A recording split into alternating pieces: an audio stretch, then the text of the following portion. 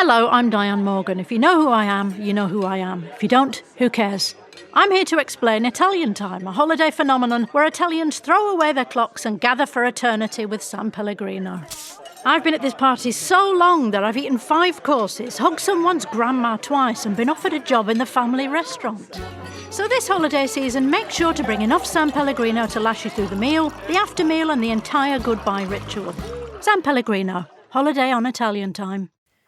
Last podcast of 2025. 2025 flew by. But then I think back on it to reflect, and I'm like, I don't know. There was a lot that happened. Mm-hmm. Yeah. I mean, there's like a lot in the world that's happening. There's a lot for us that's happening. There's a lot that has seemingly happened in what feels like a very short amount of time. But here we are, and we are literally recording this like 2 days before. It's December 30th. Mm-hmm. So I feel it. I feel the year coming to an end, which is, I used to be one of those people that was like, New Year's is just another day. Why set resolutions? Why acknowledge it? Just wake up and get on with it. But I used to be I used to be kind of a jerk. I was the same. Yeah. I do think maybe it's just getting older. Why are we wiser? Maybe, I don't know, a little bit. Yeah, it's a moment, it's an invitation, I think, to pause, slow down, reflect. And I think that's a good thing. Mm-hmm. Otherwise, you just like, it's just another day all the way through your whole life. And then you realize you've lived your whole life and you've never paused and reflected. Mm-hmm. You've just hustled your way through it while judging people who do. Yeah, it's like birthdays. You don't have to have a party, but it's a good excuse to invite all your friends and do something fun. Right. Just like New Year's, you don't have to reflect. You don't have to make goals or resolutions. But if you want to, it's a really good excuse to do so. Yeah. So here we are. We're going to, I guess, reflect a little bit on the year, which, yeah, has been a somewhat monumental one, or at least the last half of it, I would say. But, yeah. Well, you had quite the December. I feel like such a turd, honestly, because one of the last podcasts that we released was that one that went up on Patreon. It was the paid one where we're talking about the holiday hustle and all the reasons why you should slow down and try to, like, you know, opt out of that. And then also kind of joking about how I was not doing those things. You know, oh, haha, except if you're Meredith, who is absolutely burning it to the ground right now. My own doing. Because I select things, and I have selected things for this time of year. You choose things, and then you choose to leave them to the last minute. Yes and no. I mean, some of it was out of my control this year. I know. But I certainly could have gone about it in a less, I don't know. I could have been a little more chill with it.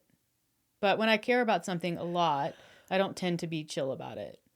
I tend to whatever the opposite of that is, because that's what caring looks like for me. So that was a podcast that came out.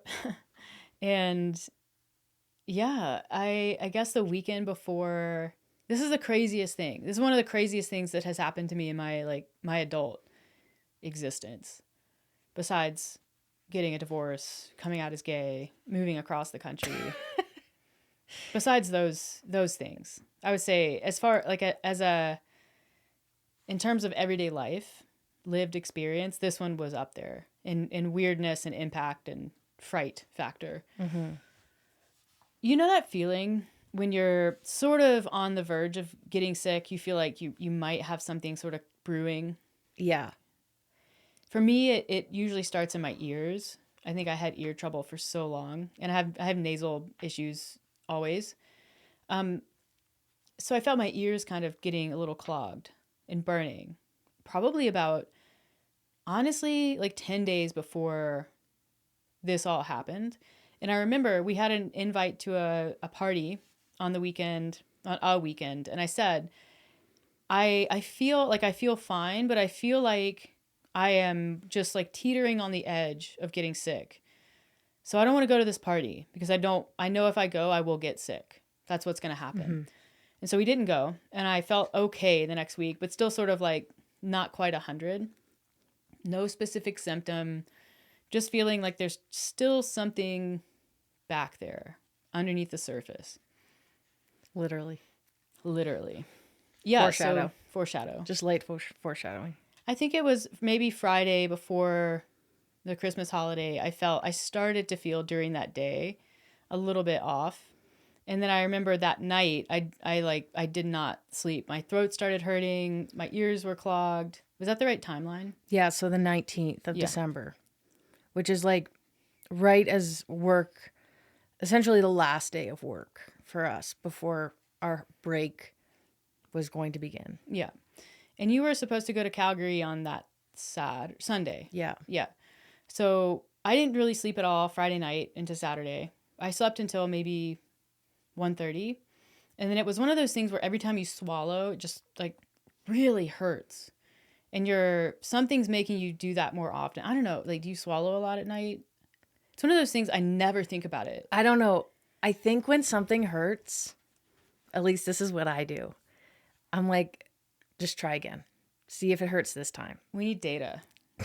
We need repetition. Yeah.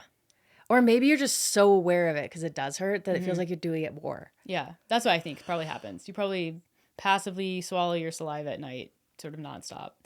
But every time I would do it, it would wake me up because it hurt. And now my ear is hurting. And now I don't have to, think you actually do swallow in your sleep. I don't know. Because, like, what about drooling? But you drool because you wear a night guard. I was drooling long before I started wearing a night guard. I'm sure that some amount of drooling is normal. Okay. So then I have to take my earplug out because my ear's throbbing. And I have to sleep in earplugs because of the animals. Joe, predominantly. She does a lot of lip smacking and moving around at night. So earplugs out. I didn't sleep. Wake up the next morning and it's just getting worse and worse and worse. So you were like, well, why don't you, it sounds like strep. Why don't you go to the emergency and get them to test? So at this point, I really don't want to be sick. I've never had strep throat that I know of, but I Googled some symptoms really quick and I was like, yeah, it does kind of line up. Like there's no other cold symptoms. I'm not coughing. It's really just like throat and ear. It sounds like strep throat. So I go to the emergency and it's just getting worse and worse. And the thing is, too, is I've had strep probably 4 or 5 times in my life. I used to get sick a lot as a kid. And I remember what that feels like because it's very painful. Yeah. And it feels like swallowing and you're swallowing on sandpaper. Yeah. And you were describing something way worse. Yeah. And I'm kind of like, why is she being such a baby about it? It's just strep throat. Like, I know strep throat's uncomfortable, but it's not that bad. Yeah. So then I'm like, maybe I'm just being kind of a baby about this.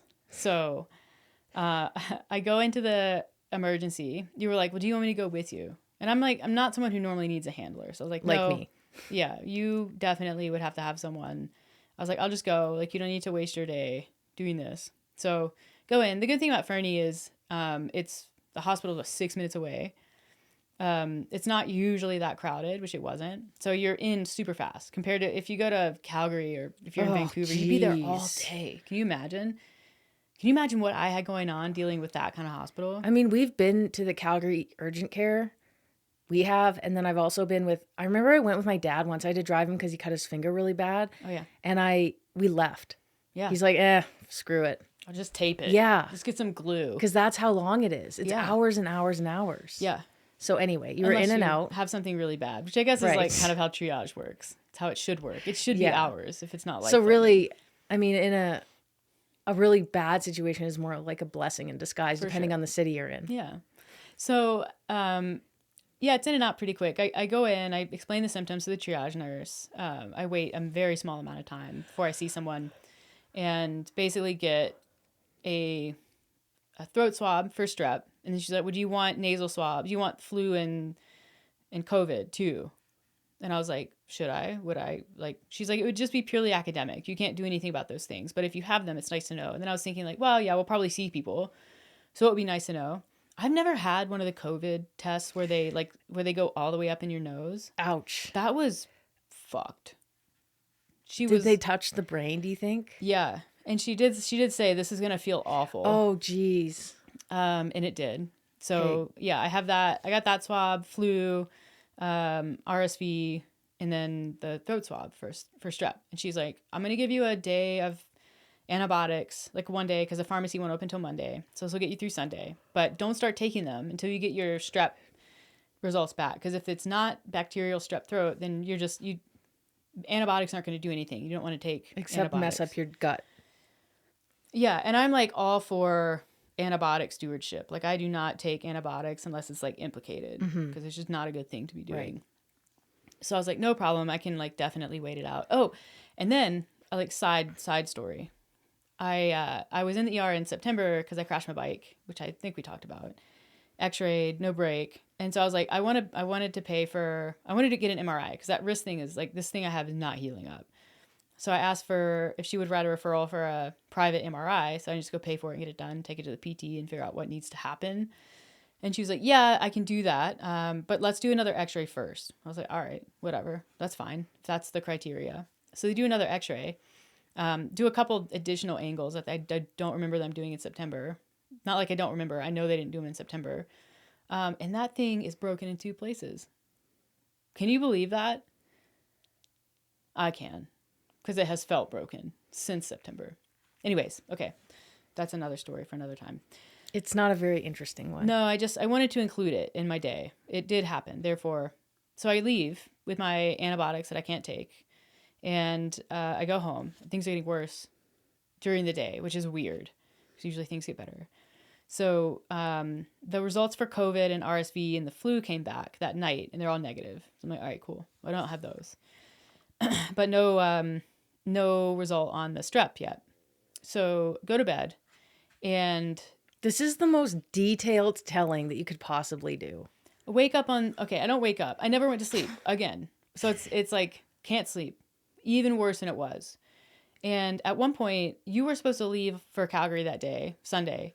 And I remember it was maybe like 5 a.m., not asleep. So I texted you because you were going to leave at like 7:30. And I was like, okay, but if I do happen to go to sleep, I don't want her to have left. So I sent you a text and I said, I think I might need you to stay because I think I might need to go back to the hospital.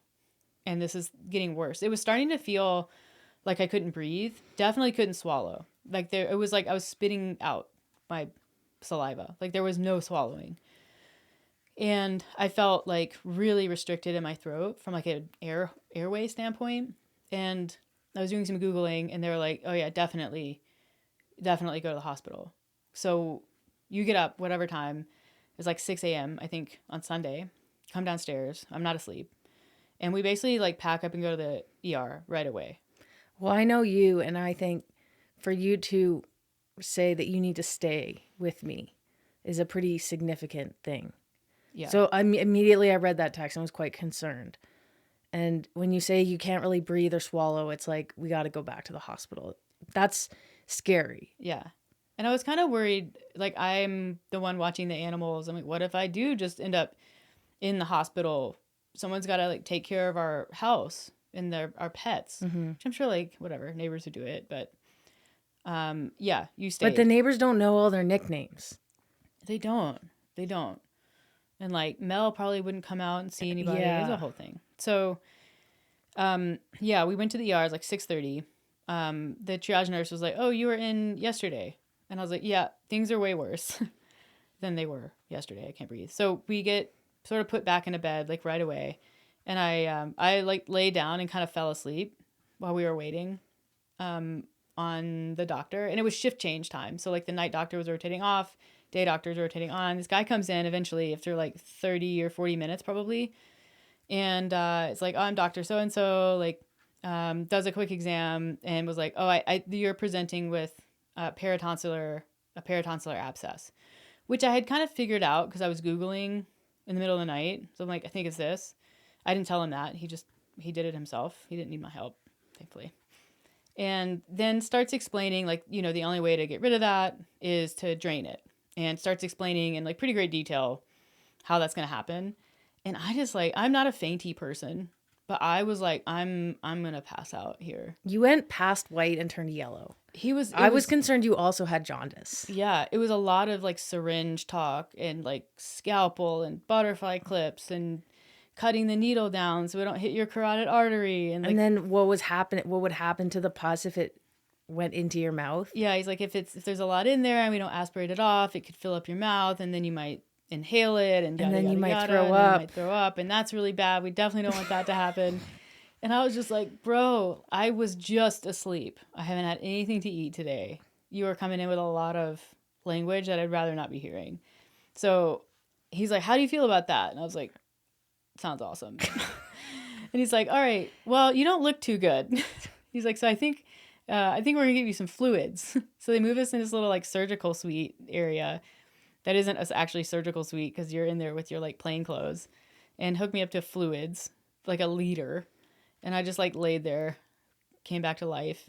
And then they, the night doctor came and was like, is it okay if I stick around? What you have is actually really rare. And I would like to learn how to do it. I was like, I don't care. You can invite everybody. Let's make this learning. And so probably in there for a good 40 minutes with fluids, and they finally come in and they're getting prepped. And, yeah, they're like, you know, mouth is open. He sits me all the way up. He's like, cause we don't want anything to go back. Like if it's going to come out, we want it to come out forward. And I was like, perfect. Meanwhile, I'm trying to figure out who I'm going to ski with, texting all my friends. Yeah. So, I was like, yeah, that sounds cool. I'll just sit straight up. They do all the numbing and stuff back there. And then he gets the needle going. And I don't know if you want to tell this part, cause like you were really vested at this point. I was. I wanted to stand, but they were like, no, you should sit. And I was like, fine. But I couldn't really see in the mouth. Yeah. But I could see what was going on outside of the mouth. So what they did was because the long needles are like 2 inches long, he cut the plastic covering of the needle. So it would still go on the needle, but only about half an inch was exposed. So to not go all the way and to hit the carotid artery. Yeah. So that's how he shortened the needle. So then he goes in with the needle and the syringe. And there's me and him and you and the other doctor and the nurse. And we're all not breathing.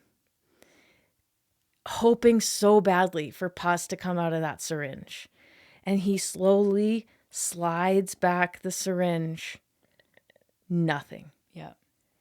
Which is not unexpected because they didn't have any, like, there's no ultrasound available. Yeah, I guess usually they image something like that. So I'm super bummed out. And at this point, I've already asked for him to show me like what I'm looking at in your mouth as his intern. And so he goes in again. And I'm like, okay, this is the one. And no one was actually doing this, but I think all in our heads, as he was pulling out the syringe, we were like, oh, nothing. And then he goes one more time, I think, with the syringe. And he goes, okay, I don't think there's anything in there. But then he was looking at it and hemming and hawing. And he goes, no, I think I really want to try with the scalpel. I feel like there's something in there. And was kind of describing the texture of it. Yeah. So he goes in with the scalpel, makes I don't know, like a slit that is maybe, I don't know, 3 centimeters long, and then has to take another tool to open it. The butterfly thing. To like dig in to see if there's anything would come out. Yeah. Nothing. Yeah. We were all so disappointed. No one was more disappointed than me. Because he kept saying it'll feel a lot better. Yeah. Once this thing is drained. Yeah. So I was like, oh, what?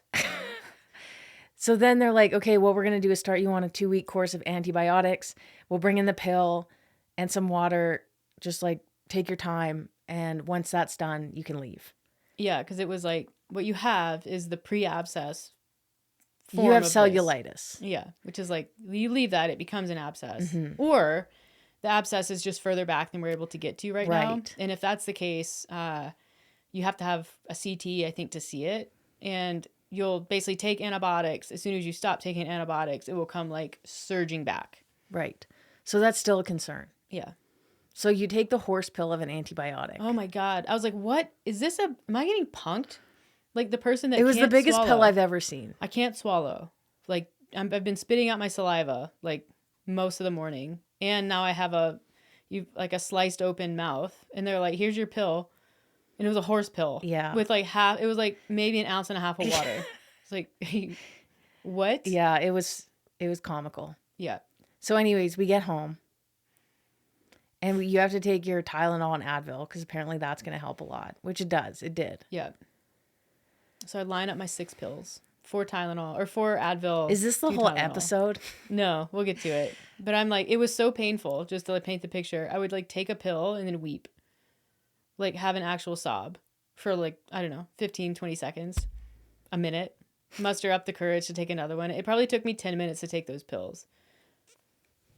And then at some point you thought it would be really funny to like slide a fish oil up and be like, hey, don't forget to do fish oil. At which point I had a mental breakdown.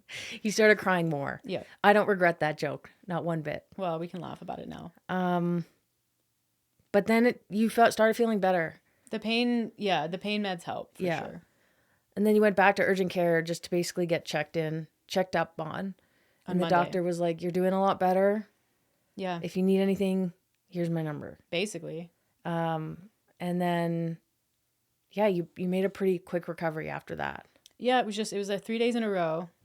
Because Monday was better, but it was like weird. It was different. So like, I don't know, maybe we should get this looked at. Yeah. But he's like, no, it's actually looking way better. I was like, really? 'Cause The it looks Monday looked terrible. horrible in your mouth, but it's because of all the work that he did back there. Oh, the work. Yeah.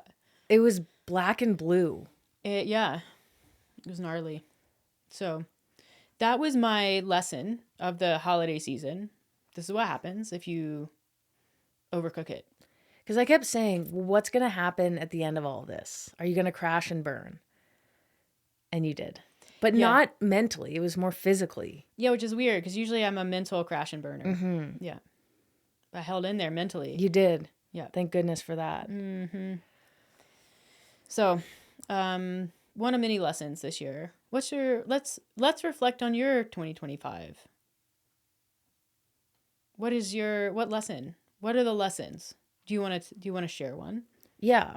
I have 6 that I've thought of. Okay.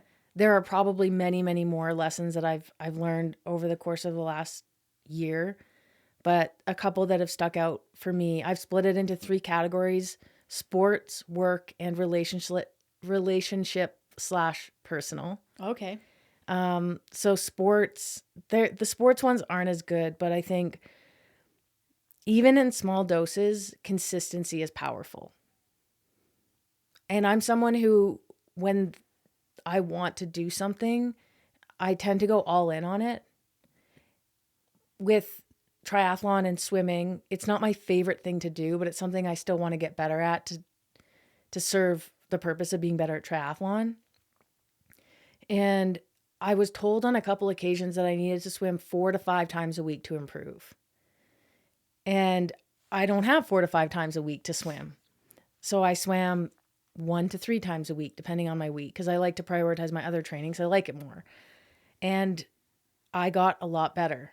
And it made me realize that 1 time per week, or let's just say, 6 times per month, can make a really big impact on something, especially if you're intentional about it. Yeah. Which I was. I had programming and that sort of thing. So that would be kind of my main sports lesson. And then similar to that, I learned that there will always be trade-offs. And I learned this in the Calgary Marathon when I thought that I could run the way that I had been running the last couple of years, but without the base of running, the volume, the dedication to it, because I was trying to do these other parts of triathlon, biking more, swimming more. And it was a real realization that you can't have it all the time. And there's give and take, and you have to be constantly striking the balance and okay with that. So those are my 2 sports lessons. Yeah, I guess playing on that, maybe I'll play on yours with some lessons. Okay. Okay. So in talking about consistency, that's something that I've grappled with like an increasing amount of frustration over the last few years, because I think that I have not been willing to explore the possibility that consistency just looks different for everybody. So I'm looking at your consistency, and like, you are one of the most consistent people that I know. Like, you don't miss training days, workouts, runs, swims, even though, yeah, you're swimming in small doses, you don't miss those. You dedicate yourself to things that you don't really even like. And it's not the liking the thing. I mean, there's obviously an inflection point where if you dislike something enough, you're not going to do it. You're not going to be like, yeah, I'm going to train for a cold water marathon swim. Right. That's not going to be it.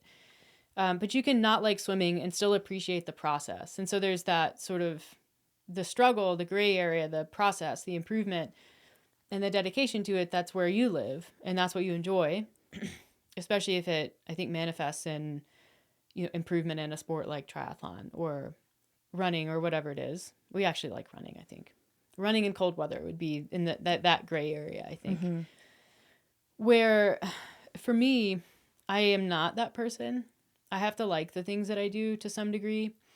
So I think I have come to realize is that consistency for me is really different than consistency for you.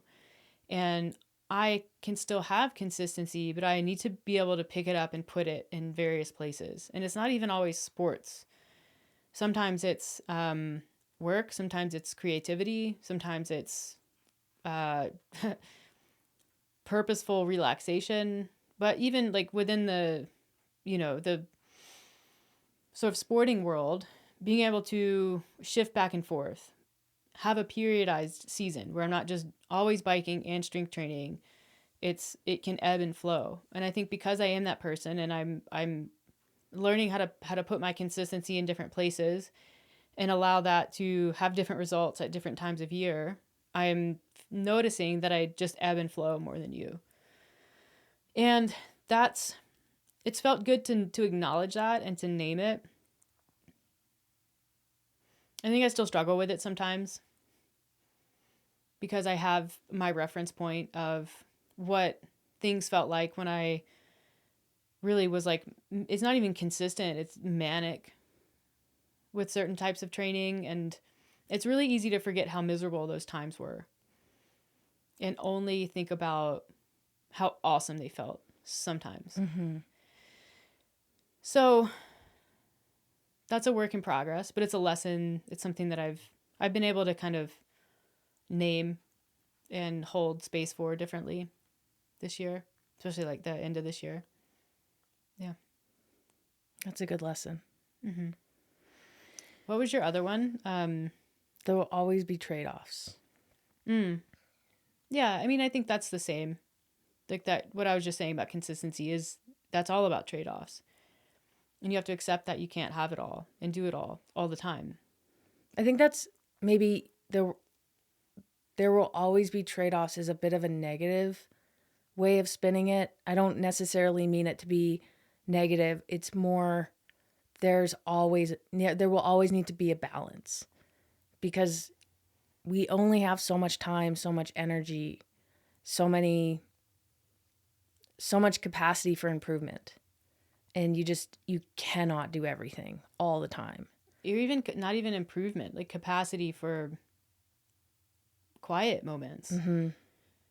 capacity for slow times. Like I think there's this pressure to be like doing, grinding, hustling. And it's really easy to forego downtime and connection and rest and recovery and things like that. And those things are important too. Yeah. Yeah. I think bringing us to the work lessons, I do think that the other lesson is the value of setting boundaries and not to limit work, but to allow space for other things, and not training for me, not more activities, but connection, downtime, self-improvement. Yeah, I'm sure there's a lot of different words for that. Relaxation, rest. So it's not necessarily like, oh, it's really bad that I work all the time or I don't have any work boundaries. It was just, for me, it was really bad that I wasn't taking time to like rest and recover from all of the stuff that I was doing, or even just like take a break to realize I'm not okay. So that was important, and I'm still working on it. Yeah. My work boundaries are, my boundary is a dotted line right now, but that's better than no line. Yeah. There used to be nothing. Yeah. I'll never forget that therapy. Ugh, I know. Honestly, I was reflecting on that the other day Yeah. when our therapist said, I think you need a break. And I yelled back, I'm doing just fine. I'm doing just fine. And in that moment, I wasn't ready to hear that. Yeah. There's something that I'm learning in therapy, and we'll get to this, but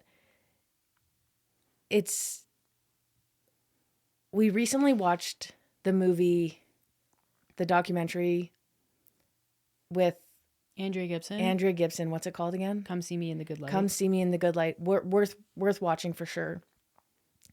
But in it, there's a little thing that she says to her partner and to the film crew, that her partner will edit her poems and she'll hate it and she'll cry and she'll get angry. But then the next day she'll realize that her partner was right all along. Mm-hmm. And it's not about right and wrong. I mean, we can get into the linguistics of things, but that's basically been it for me with therapy.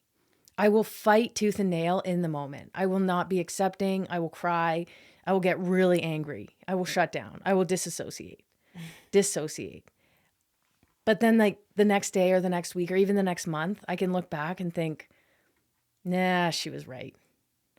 So, but just because you're not ready to hear something doesn't mean that you won't hear it and it won't resonate with you later. Well, I think that there are plenty of people who don't hear it. And that's like, I'm not saying that there aren't. Yeah. But I'm saying there are people who in the moment, even though you feel like you want to resist it, yeah, it can still stay there and you can circle back to it later. Yeah. But you have to let your ego down. I think it's profoundly uncomfortable to be seen in that way and not be able to escape it and just kind of be told like, this is the situation. And it's, I think that people are presented with those, and probably most often in relationships, whether it's a romantic relationship or a friendship or a work relationship or something, like you're presented with these moments that are kind of like primed for change, growth. And they don't necessarily come often, and they definitely don't stick around long because they're fleeting, and you have to be willing to engage with them. And that's the thing, like, kudos to you for continuing to show up and engage with it, because while there's obviously, they're kind of ripe with potential for positive change, it is the discomfort, and the discomfort is profound. Mm-hmm. Being in those moments. And it takes it's kind of like, when I think about now doing hard things and things that are uncomfortable and self-selecting discomfort, it's really easy to get on a high horse about sports and training and exercise and be like, yeah, it's so hard. That's why I choose to do it. And it's like, shut up. That's not hard for you. It is objectively difficult, but it's the hard thing that you know how to do, mm-hmm. and that you like to do and that you choose. It's this kind of hard thing, this kind of growth, like being faced with yourself and all of your limitations as a human being and all of the ways that you're showing up and potentially being problematic in your relationships. Like, that's hard. That's the hard thing that a lot of people don't choose. They try to numb it. They try to sidestep it. They won't take responsibility in it. And so these moments come, these times, these periods in their life, and it's like, hey, it's me again. It's time for that lesson. And they're like, no, I don't hear that. So then it leaves. But guess what? Like, until it's like a lesson is going to repeat itself until it's learned. And that's why you see people they live their entire lives with the same pain points, with a variety of actors and people who come in their lives and they leave. They come in their lives and they leave. And it's the same issues that keep showing up in different ways. And it's like, that's the lesson. And there are opportunities that you're missing because you won't look at them. I don't think anything in my life, no exam, no sporting thing.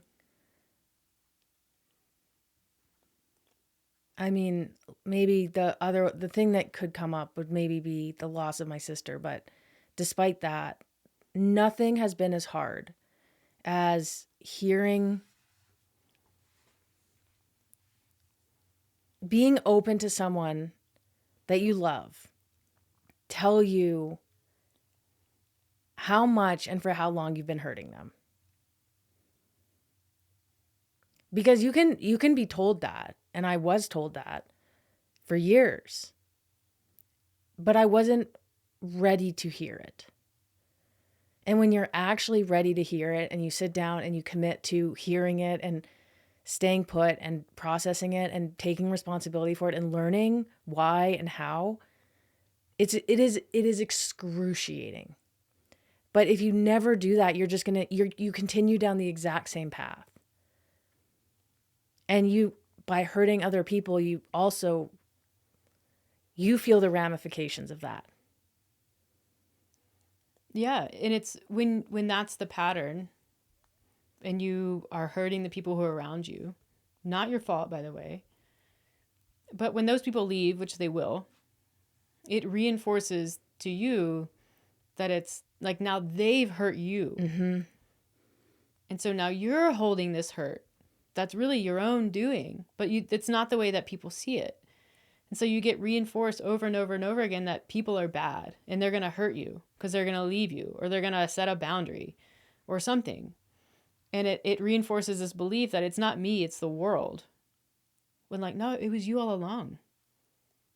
But holy, like what a painful thing to be faced with. That's why I think a lot of people don't face it.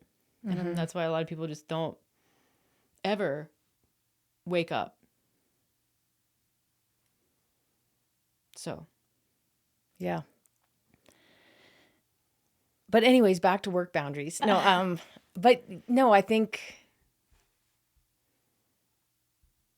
finding the new balance in my life has allowed me to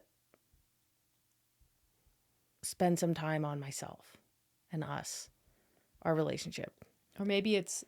And then also, I remember quickly, back when I started CrossFit, I first found it when I was doing a gap year in between university and whatever I was going to do next, which happened to be law school. But I needed to write the LSAT, like recover from losing my sister and just kind of, I just wasn't ready to go to the next thing. So that's when I found CrossFit and I went all in on it, as one does. And I remember a coach saying, you're improving really fast.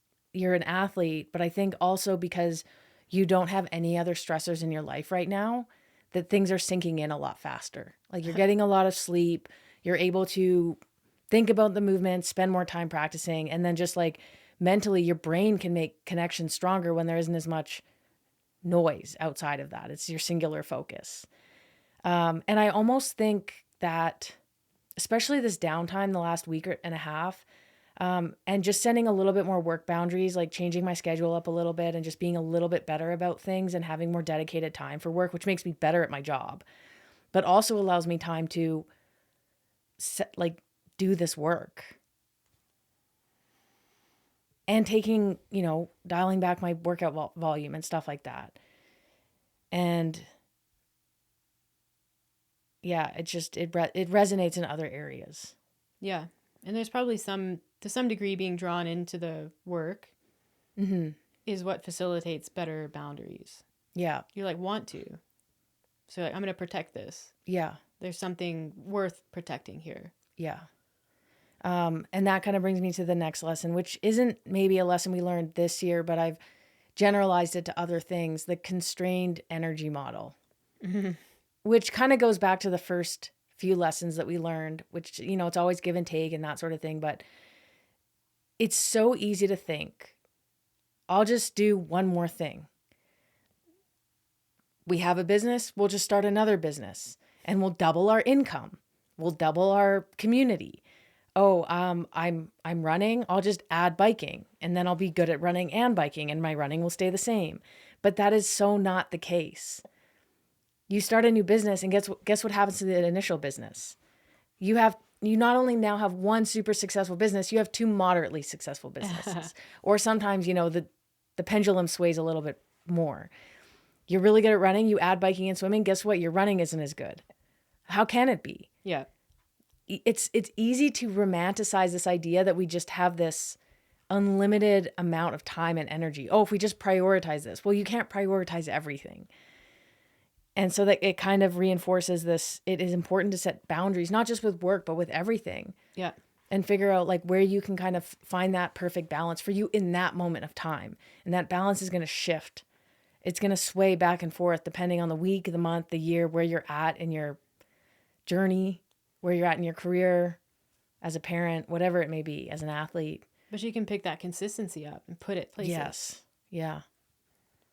I mean, really, we're learning the same lesson. It's just said in different ways. Yeah. Many roads lead to Rome. Yeah. As they say. Yeah. I mean, it took me how long to change up what I was doing for work. It took me 2 years. And doesn't mean that things got immediately easy, which they didn't. We've talked about that. But yeah, I mean, again, when the same friction points are repeated over and over and over again, eventually you should listen. You should say, what's going on here? What am I feeling? Like, what's coming up? What do I have control over? And then I'm going to take control over that, even if it does create some short-term discomfort. But it's important. So that was this year. That was like spring, summer. Do you have any specific work lessons that you've learned? Oh,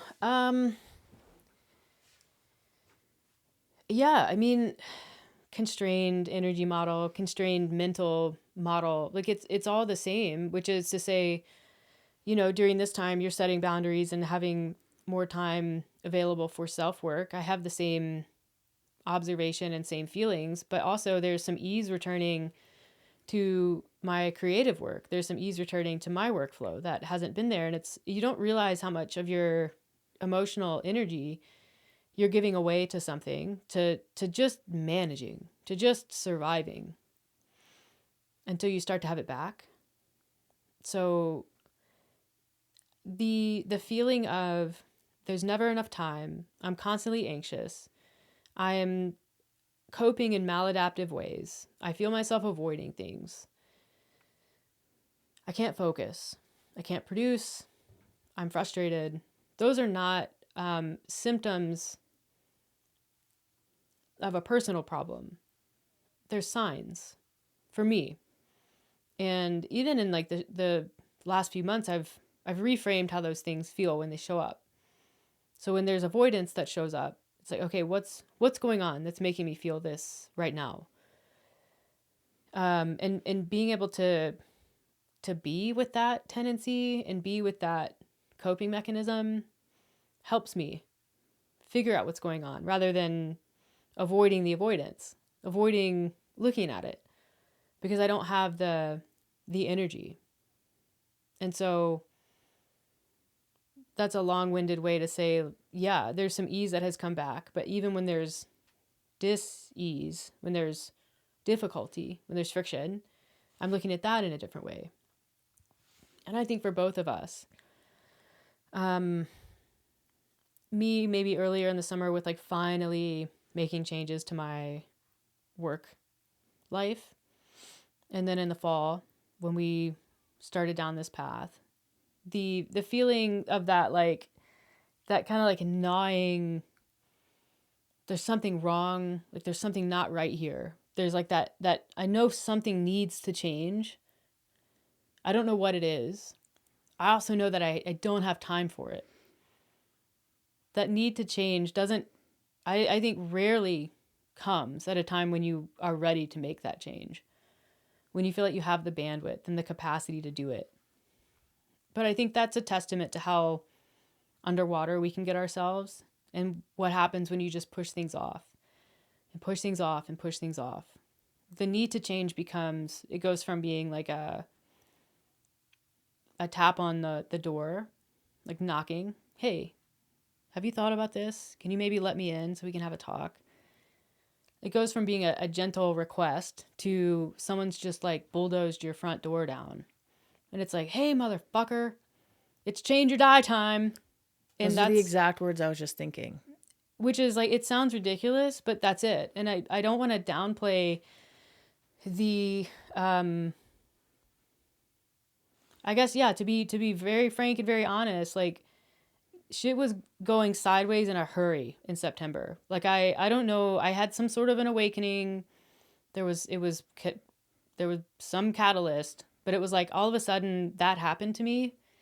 And had we not been at least somewhat prepared, or had we not had a willingness to take some fast steps in a direction for ourselves personally and our relationship, it was like clock is ticking and there's not a lot of time left on it. Like that, I was like looking for an exit button. It was like, I can't do this. Personally, like there was some like personal things coming up. There was things with us. I was like, I don't know what's going on, but I need to get out right now. And that was like, I was not prepared. I was not ready. I didn't know what to do. But somehow, like, the universe conspires and we had the right connections in place. I had a support system. Like, I had someone that I work with somewhat routinely. Like, yeah, we got the support that we needed. But I think so many people probably don't. And that's like, doesn't mean that like everyone needs to stay in every situation. That's not what I'm saying. But it was not a good time for changes to occur. It was not. I wasn't ready. You weren't ready. But here we are. Yeah, I think it's easy. I mean, the change or die, it's like you're on this. If I equate it to health, which is the area in which that phrase is often used, and it explains when somebody is they get to the point where they're so unhealthy that their patterns and their habits and their lifestyle and their history has gotten to them to a point where they are so physically unhealthy that if they don't make changes right now, the path is death. In like very quickly. It's not like, oh, you're going to die when you're old, because we all die. It's like you're going to die prematurely. And that is how it felt. Like we got to a point in our like relational health, personal health, like our relationship with athletics had changed and was fairly negative, especially for you. I was starting to look at it as an outlet again and not something that I necessarily really loved. And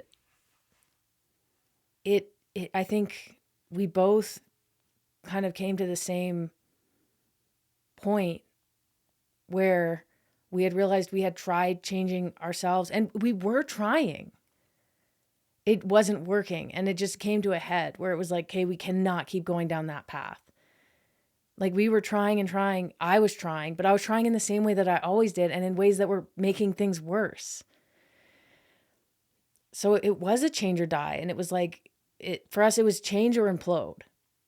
Mm-hmm. I don't know. Like it was just, no one wanted to be on that path anymore. It was exhausting and time consuming. And it's hard because in that state, you feel like you don't have any bandwidth to add in therapy sessions or something that's going to be hard, which we've both done therapy. We know it's difficult.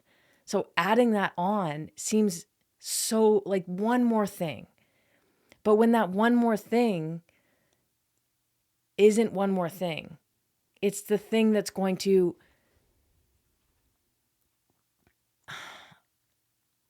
upend everything and make everything better in the end. It's the foundation. It is. It's like having a house that's crumbling and you just keep patching the roof and patching the walls.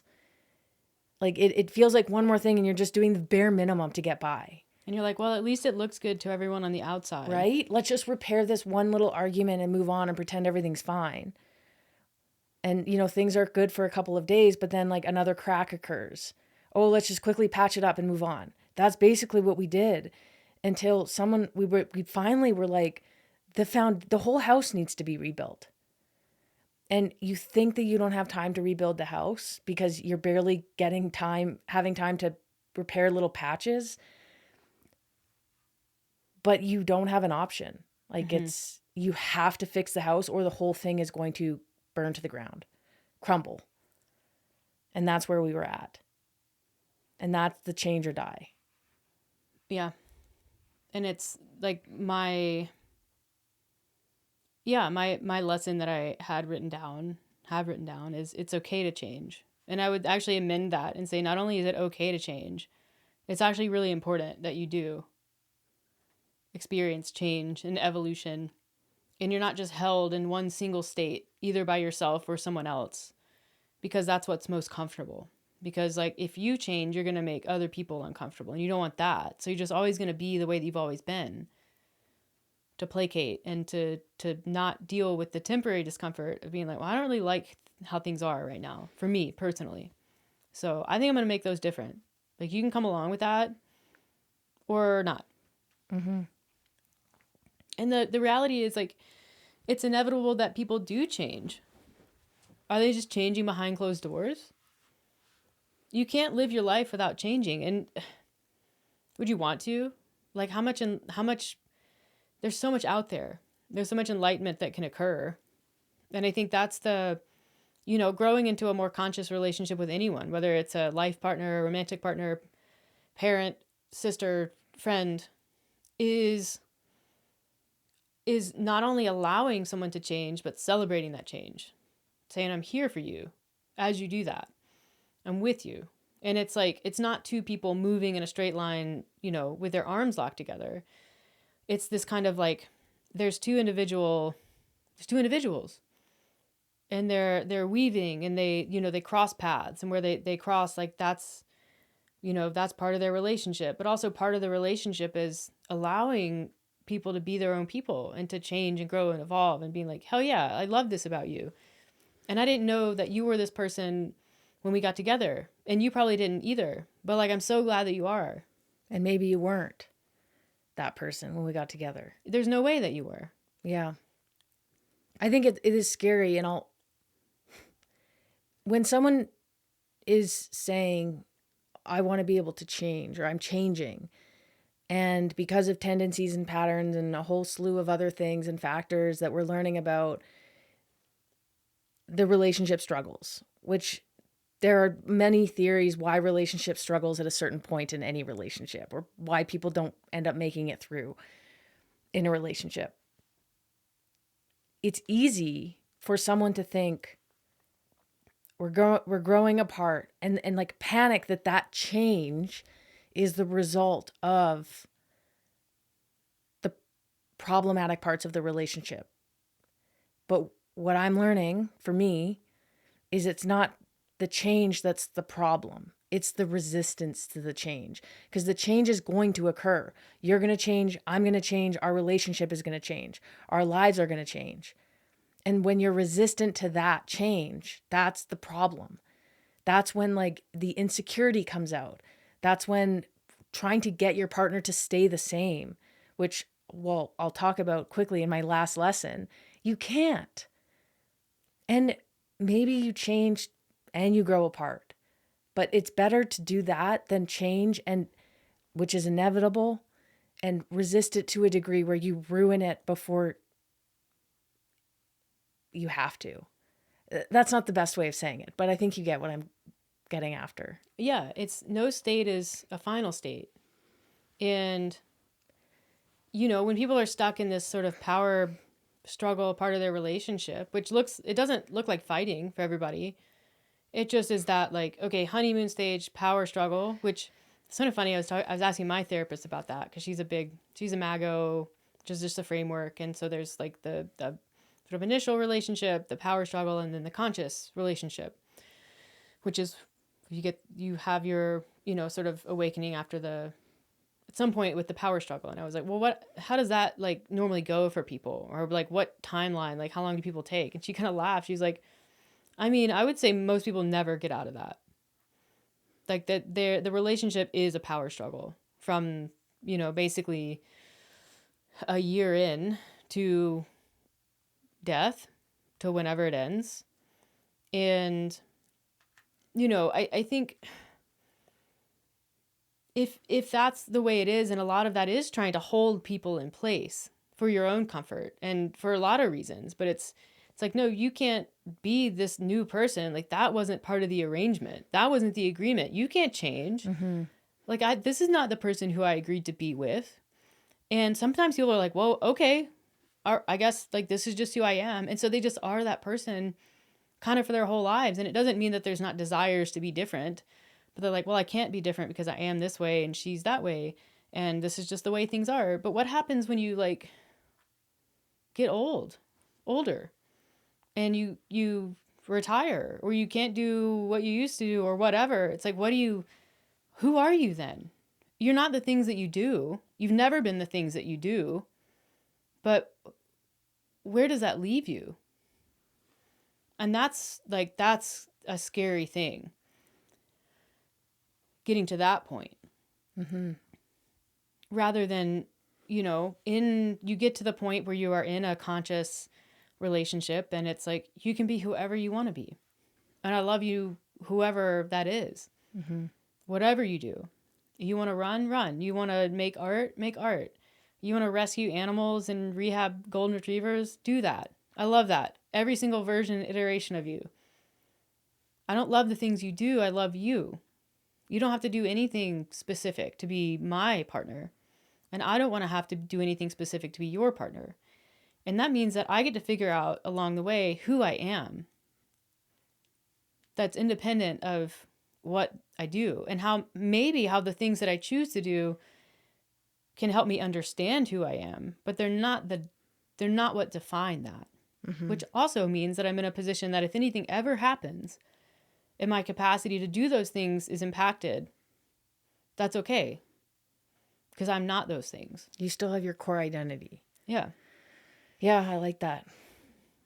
And I like to think that, aging is inevitable. One of the great sources of human suffering is impermanence. And when you can just accept that nothing's permanent, including you, and any state that you're in, any physical expression of the body that you're in, doesn't that make aging easier?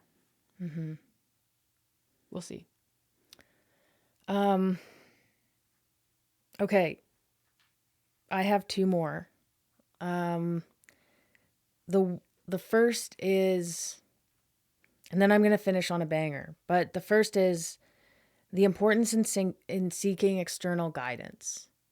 And I've had a programmer for years. I think we're probably going on like 11 or 12 years now. And I've had many coaches in my life. With swimming, I hired a program, kind of a coach. It's group coaching, but I needed that for to be more intentional with the time I'm spending in the pool. And it's pricey. I have the means to pay for it. Hiring not only a relational therapist, but each having our own personal therapists, having that external guidance right when we needed it and continue to need it. And I mean, even for you, hiring a bike, like your own bike coach, there's just, and also just trying to build friendships. I think we're both working on that, sharing a little bit less superficially with people outside of our relationship, just seeking external guidance and advice, and like relying on people. And if you feel more comfortable paying people for that, do it. It's easy. It's so easy for me to tally up how much we pay a month for therapy. But the value is priceless. Yeah. And sometimes you just kind of have to bite the bullet to find the right therapist, to commit to it, to commit to the process for a few months and understand that. And again, I'm coming from a place of privilege. I understand that. But sometimes you can gain so much more when you outsource something else. Yeah. And you still have to do the work, obviously, with all of these relationships. But it's amazing what an outside perspective can do, whether it's a professional or not. It really is amazing. And it's a vulnerable position to be in. But we're all human. And you realize that when you start opening up. So I would say that the importance of external guidance in a lot of different areas of my life, I've learned that lesson, and that it's worth the money. The last one is a juicy one. It's a realization I've come to kind of over the course of the last several months, but it really resonated when I heard these two statements. And it's, you never had control, you had anxiety. And then parallel to that, letting go of control is letting go of something you never had. And I'm someone who really likes to control. I've found comfort in doing it my whole life for a variety of different reasons. I'm extremely structured. It's unfortunate when I try to control other people or control situations that I don't have control over, because when you can't do that, it is anxiety. It's constantly worrying about what people will do, what situation will unfold, when all you want to do is control it. And when you relinquish that control, and that is a work in progress, 100%, that anxiety starts to fall away. That worry about what's going to happen falls away. What's going to happen is what happens. And you build confidence that you can handle it. But those two phrases are a part of me now. I remind myself that, I only heard it last week, and it's hourly. Yeah. And that's probably, and again, it's like I'm biased because I just learned it. And, it's easy to remember the lessons you've learned most recently. But I would say that's the biggest lesson and probably the most impactful thing that I've learned this year. And I'm going to carry forward. That's a big one. I think it must be a relief to not be trying to predict outcomes. It is exhausting, especially when it's with people. What are they going to do? Why are they going to do it? What are the possibilities? What do I need to potentially be prepared for? Could this hurt me? Am I safe? What is it going to feel like? And I think that's, again, a testament to what reflection, what working with professionals can do, what this type of self-work can do, because it's not like, oh, I've just changed my outlook, the end. What you've done is you've built a container for yourself that can hold unlimited possibilities. And when you start to see yourself through difficult times, you're not building the container for those specific difficult times. You're building a container that can handle anything. Mm-hmm.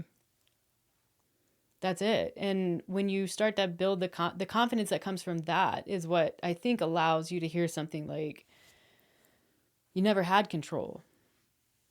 When you let go of it, you're letting go of something you never had. You can hear that and be like, yeah, that's accurate. That's right. And take it forward versus just hearing it and being like, oh, that sounds nice. And then not having what you need to put it into practice. And I've been in that state for years. I've been listening to mindset, self-help podcasts, reading books, talking about it on this podcast for years. I'm hearing this stuff, but I'm not hearing it. Yeah, and we live in a world where control can look really good. It can look really pretty. It can look really functional. Manifest destiny. Who doesn't want to believe that they have control over where they're going in life? But what kind of egotistical bullshit is that? You think that you have control? You don't have control. Whoever controls the universe has control. Whether it's an active control or not, depending on what your set of beliefs are, but it's not you. You are one of many billions of people in this world. You control nothing. The only thing you can control, and it's the ultimate freedom that you have, is how you react to things.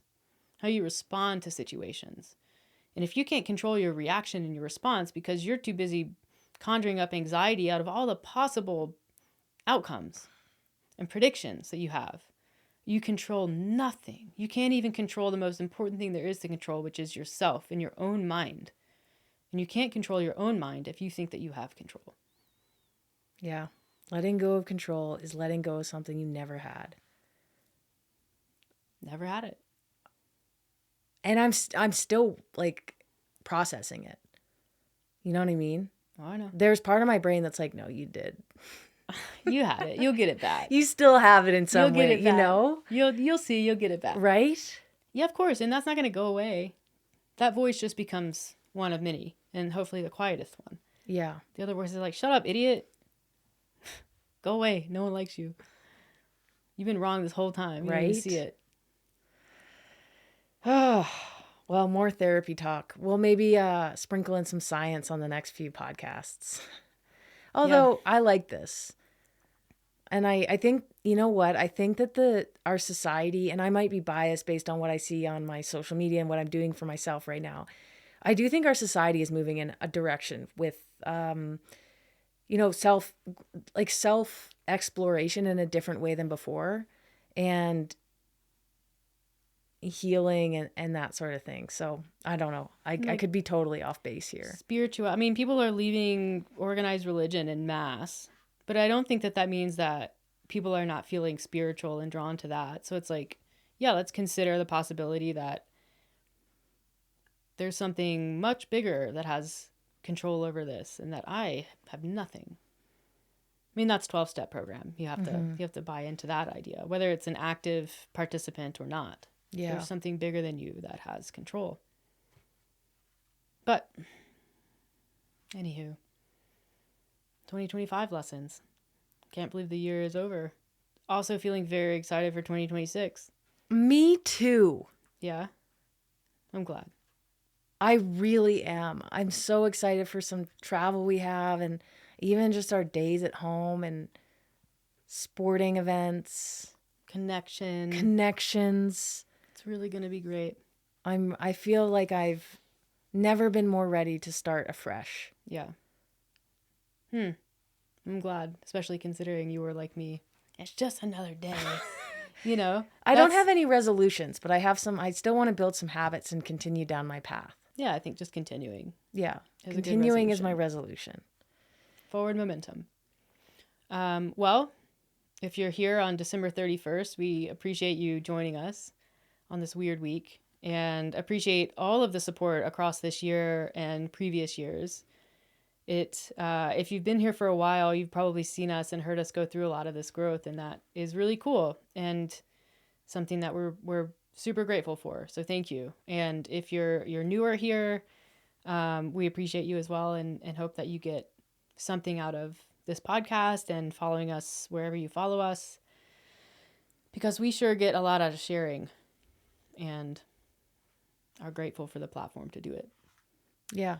So I echo that. yeah, have a happy and safe New Year's, and we'll see you in 2026.